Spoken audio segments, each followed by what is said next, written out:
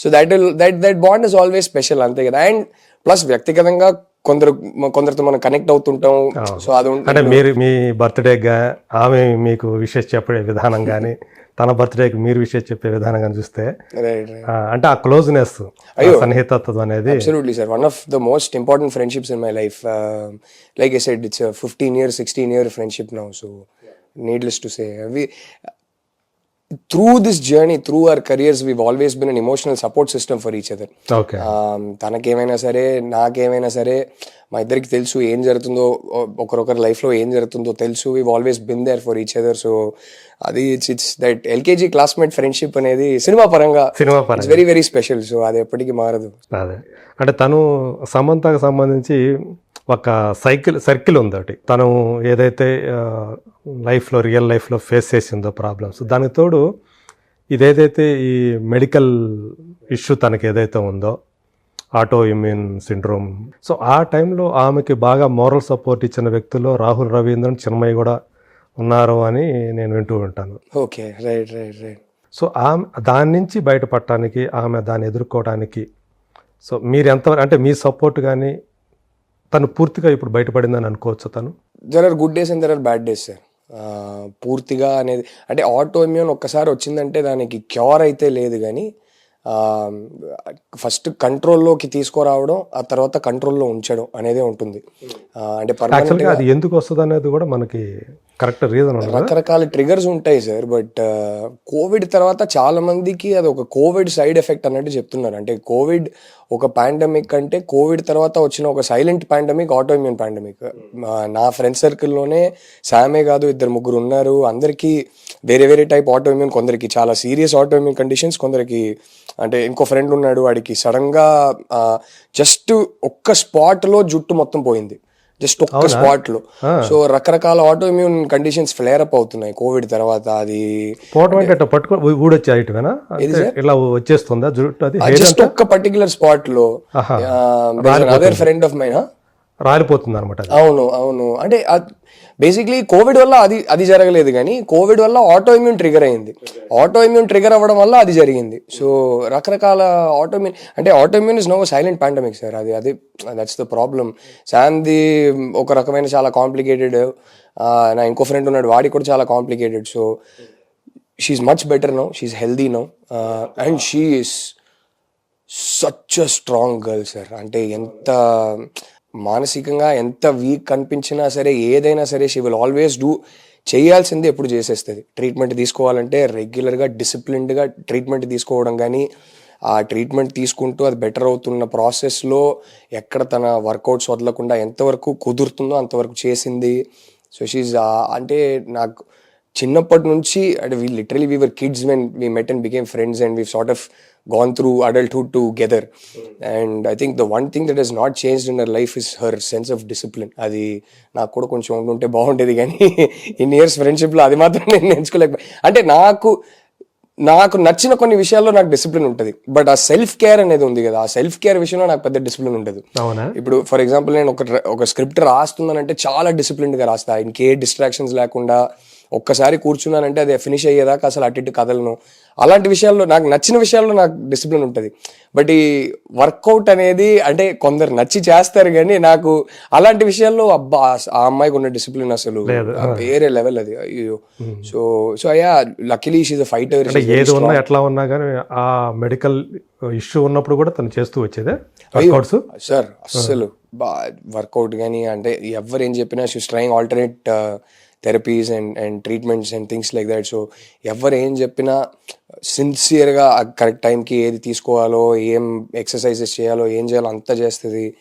So I think one thing all of us friends we always knew was that she will somehow get over it, she will somehow beat it అనేది ఒకటి ఉండింది. అది ఎంత week feel అయినా, ఎప్పుడైనా మరీ week feel అయిందంటే మేమందరం ఉన్నాంగా. సో బ్యాడ్ థింగ్ ఏంటంటే తను అలా సఫర్ అవుతున్నప్పుడు దాంతో ఒక పక్క పర్సనల్ లైఫ్లో ప్రాబ్లమ్స్, ఇంకో పక్క ఈ మెడికల్, ఇది ఎప్పుడైతే తను ఈ సమస్యతోటి తను బాధపడుతున్నానని చెప్పిందో, నిజానికి ఆమె మీద ఒక రకమైన సింపతి కలగాలి. యాక్చువల్గా అందరూ సపోర్ట్ చేయాలి, మోరల్గా సపోర్ట్ చేయాలి. కానీ సోషల్ మీడియాలో పని కట్టుకొని కొంతమంది ఆమె మీద అంతా ఇంకా కొంగదీసేటట్టు, ఆమెను ఇంకా చేయాలి, బాధ పెట్టాలన్నట్టుగా ఆ ట్రోల్స్ అనేవి రావటం దాన్ని ఆమె ఎలా తట్టుకుంది?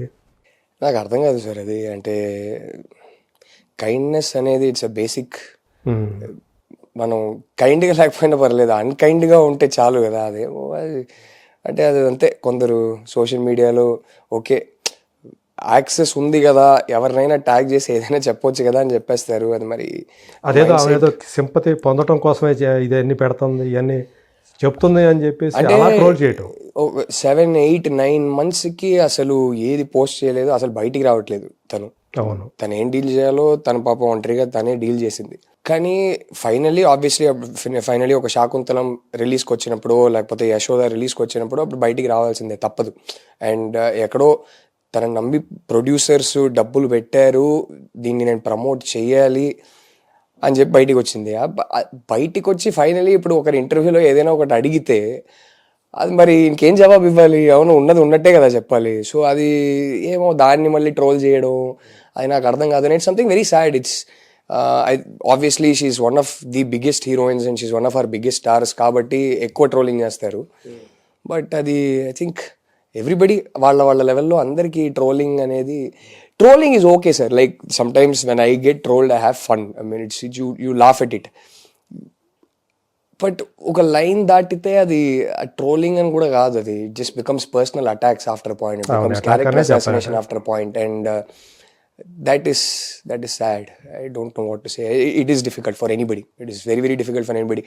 అంటే ఆ సైకాలజీ వాళ్ళు చెప్పే ఆ మాట కన్నా I think what hurts the most is మీరెవరో నాకు తెలీదు, నేను మిమ్మల్ని పర్సనల్గా మీకు ఏ మోసం చేయలేదు, మిమ్మల్ని ఏ విధంగా నేను అఫెక్ట్ చేయలేదు, నా మీద మీకు ఇంత హేట్ ఎందుకు అనేది దాన్ని ప్రాసెస్ చేయడం అనేది ఈజీ కాదు sir. What did I do to you, why are you being so cruel అనేది I think that is the most difficult thing for people to get over. But it's okay. I mean it's part and parcel of the job I guess. అది ఇప్పుడు end of the day all of us artists, writers, directors, all of us, end of the day ఇదంతా పక్కన పెడితే we are very blessed that we are in a profession we love. We are very blessed that మా life long మేము చేసుకునే పని మాకు నచ్చిన పని, అది ప్రేమతో చేస్తున్నాం. సో అది చూసుకుంటే ఇదంతా ఓకేలే, చూసుకుందాం అనిపిస్తుంది. So these are side effects of the job. But we are blessed end of the day. So వాళ్ళ లెవెల్లో everybody is blessed. Success failure ఇదంతా పక్కన పెడితే I think the biggest success is that నచ్చిన పని చేస్తున్నాం. అవును. సో అది అప్పుడప్పుడు గుర్తు చేసుకుంటూ ఇదంతా ఇగ్నోర్ చేయడమే. శామ్ తోటి మీరు మీ ఫస్ట్ ఫిల్మ్ తర్వాత మళ్ళీ యూటర్న్ అయినా చేయటం? అవునవును, చాలా మళ్ళీ ఆల్మోస్ట్ 10 years తర్వాత మళ్ళీ చేసాం. గుర్తు చేసుకున్నారా ఆ రోజులు? గుర్తు చేసుకున్నారా చేసేటప్పుడు? అప్పుడు అంటే సెట్స్ మీద ఆల్మోస్ట్ అది దట్ అయితే felt like a full circle. But అంటే 10 yearsగా అసలు మాట్లాడుకోలేదు. 10 years తర్వాత కలుస్తున్నామంటే వేరేలా ఉండేది.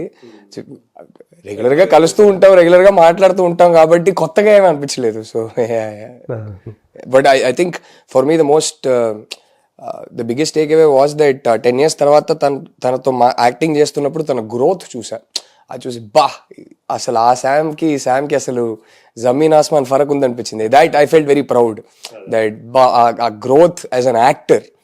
ఐ వాజ్ లైక్ వావ్, ఆ పర్ఫార్మర్కి ఇప్పుడు సంబంధమే లేదు అనిపించింది. So I think that again she works very hard on improving herself all the time. అవును. సో మీకు ఆమె చేసిన వాటిలో, ఆమె వర్క్స్లో మీకు బాగా నచ్చింది ఏదనుకోవచ్చు? I think her best performance definitely is Family Man sir.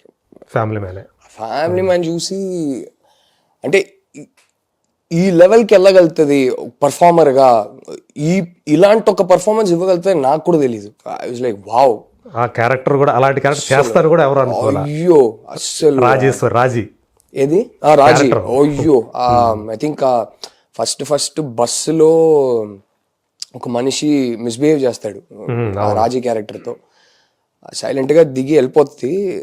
చిన్న చాల్ లోపలికి వెళ్ళాక ఫస్ట్ టైం వాడిని కొట్టేసి లాస్ట్ వాడిని చంపే ముందు ఇట్లా పట్టుకొని ఇట్లా తిప్పుతుంది. ఇదెవర్రా బాబు ఇది. నేను ఐ థింక్ ఆ క్షణంలో సమంత అనేది మర్చిపోయి చూసా. అక్కడ నుంచి ఆ క్యారెక్టర్ నేను అసలు సమంత అనేది మర్చిపోయా. I think that I think was my favourite performance of her. Okay. So మీ లైఫ్లో అమ్మ తర్వాత మిమ్మల్ని అంతగా ప్రభావితం చేసిన లేడీస్ ఎవరైనా ఉన్నారా? నా వైఫ్ సార్, అంతేనా? No doubt about it. అయ్యో, నేను ఫ్యాన్ ఫస్ట్, తర్వాత హస్బెండ్. మొదట ఆమెకి అభిమానే 100%. వాయిస్కే? అసలు ఆ వాయిస్కి అయితే ఎప్పటి నుంచో, అంటే కలిసే ముందు నుంచి నేను ఫ్యాను నా వైఫ్కి. అండ్ జెన్యున్గా చెప్పాలంటే క్రియేటివ్ పని చేసుకోవడానికి పక్కన పెడితే I enjoy good music, I enjoy good poetry, I enjoy good cinema, I enjoy a good book. Okay. And తను వచ్చిన తర్వాత అసలు చిన్మయి సింగర్గా అయితే అసలు అడగక్కర్లేదు. I mean her mastery over her voice. Music అనేది చాలా arithmetic sir. Music is actually